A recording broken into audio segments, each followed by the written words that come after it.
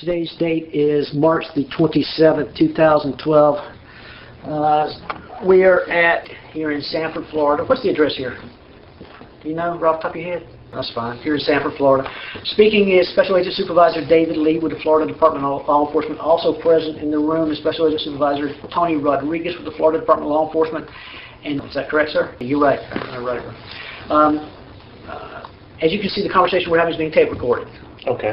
Can you just raise your right hand, please? You solemnly swear or affirm a statement you're about to give will be the truth, the whole truth, and nothing but the truth? I do. Okay. What is your, for the record, state and spell your full name. Okay. And what is your current title? Yes, I'm sorry. Okay. How long have you been employed as a... 8 years. 8 years now? Mm. On February 26, 2012, a little after 1900 hours, 7 p.m., you responded to a call involving a victim that was shot. Do you recall that incident? Yes, I do. Okay. From the, I guess, the time you received a call until you departed the scene, can you kind of give me a narrative of what occurred, what you did? All right. Well, we were already on the road when the call came in. We were coming back from Orlando. We saw the cops responding. Knew something big was happening because there was a bunch of cops. And not even a minute later, we got the call for the shooting. So we were on scene pretty quick, within 3-4 minutes probably. Grabbed some equipment, and officer was waving us down. Said that he had one victim that was shot, and I said okay. So we had got a call that it was 2 people initially, but he said there was just one that was shot. So I said okay. So we made our way behind the apartment where we parked, and saw the victim laying on the ground, kind of in the grass, off the sidewalk. And police were there. They were already doing CPR. They were doing not really mouth to mouth, the mask. So told them to stop, put him on the heart monitor. Heart monitor showed no activity, and just called it right there. Okay. You're responsible for making that call based on what you read on the heart monitor? Yes. And what did you see on the heart monitor that made you decide that, okay, there's nothing we can do? It was basically flatline. Flatline? Mm-hmm. Okay. And once you made the call, what occurred then? As soon as we made the call, just basically took him off the monitor and just left him the way he was. No one else touched him. We just kind of packed up everything and just made our way out of the scene. Okay, who was assisting you with, the person we're talking about now would be been subsequently identified as Trayvon Martin? Yes. Okay. Who assisted you with your treatment or attempted treatment of Mr. Martin? Okay. But like I said, we really didn't do really much hands-on at all. It was basically they stopped CPR, put him on the heart monitor. How do you do that? Can you explain it to me? Well, shirt is up because they were already doing CPR, so they have what they call 4 leads. It goes like left arm, right arm, left leg, right leg, basically. And then that would pick up his rhythm on the monitor. If he had some kind of rhythm, it would show a rhythm on the monitor. Okay, and he didn't show anything? He had a few little beats here and there, but it's basically flatline. Okay, so enough where your training told you that it was nothing y'all could do at that point in time? Yeah. Okay, once you withdrew from that scene, did you treat the other gentleman there, Mr. Zimmerman? Yes, I did. Okay, what kind of treatment did you render him? Well, we made our way up to the police car. He was sitting in the police car. He was in handcuffs. I asked the officer if he could open the door and at least let him swing out so we can evaluate him. He did so. Basically, just evaluate him. He had, cuts and abrasions on his face, his nose looked like he had some damage.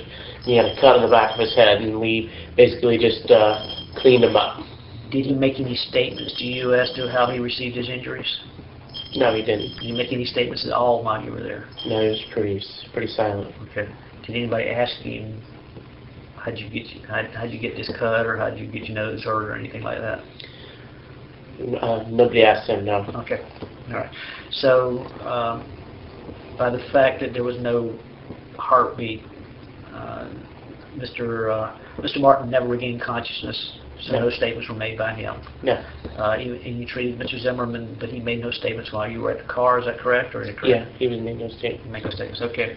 Once you treated Mr. Zimmerman, what did you do with that after that? We stood him up and we lifted up his shirt, kind of just checked him over real quick, and then sat him down, cleaned him up. The wounds had basically stopped bleeding. Told the officer there that he was going to need to go to the hospital probably and get some stitches. And the officer said, okay. And I said, do you want us to handle taking him, or are you going to take him? And he said, we'll take him. And that was basically all we did. Okay. Said, okay. When you stood him up, what were you looking for? To see if any other kind of wounds or anything underneath his shirt. Okay. And, any cuts or any other abrasions or any kind of bruising or anything like that. Do you recall seeing anything? No. Just basically from the shoulders up on the face and the head. Okay. Everything else was unbruised? Yeah, it looked okay. No redness or anything like that? Yeah, nothing else. Okay. All right. Tony, you got anything? It's just, can you describe the wounds in detail that you saw Mr. Zimmerman, Well, he had a definite laceration to the back of the head. I mean, he had like real short, like almost like ball type. Mm-hmm. So you could tell. I mean, it was pretty big. It was probably about at least an inch by about half an inch wide. Okay. So I mean, it was a definite wound back there. He had some abrasions on his forehead. He had kind of like a deformity on the nose, kind of looked as swollen. He had some abrasions on his cheeks and his face. Okay. How many abrasions to the back of the head? He had just the one big cut on the back of his head. One big cut? Was it straight, curvy? It looked like it was just straight up and down the back of his head. Oh, okay. Like almost center. Very good. Did you happen to examine his hands? We looked at he was in handcuffs the whole time. He was never taken out of handcuffs, but basically all we did was, he had blood on his arms and his hands, so we just kind of basically cleaned them off. Took some peroxide and some gauze and just kind of cleaned off to make sure, he didn't have anything else that was seen, and just basically washed his hands. The handcuffs behind his back or in front of his back? He's behind his back. Okay.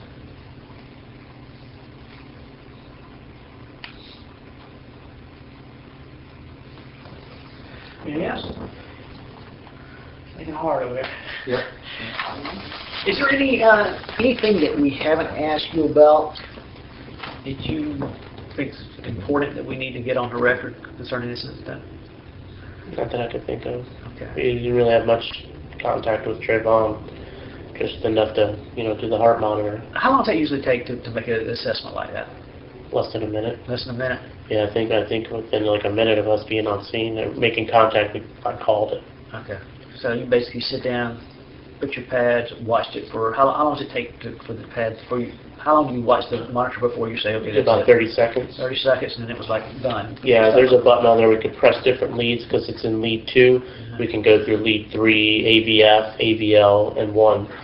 Kind of just cycle through just to make sure it's, assistly in all the leads, and then we call it. Okay. All right. It's now approximately, it's now 2:21 p.m. That concludes this interview.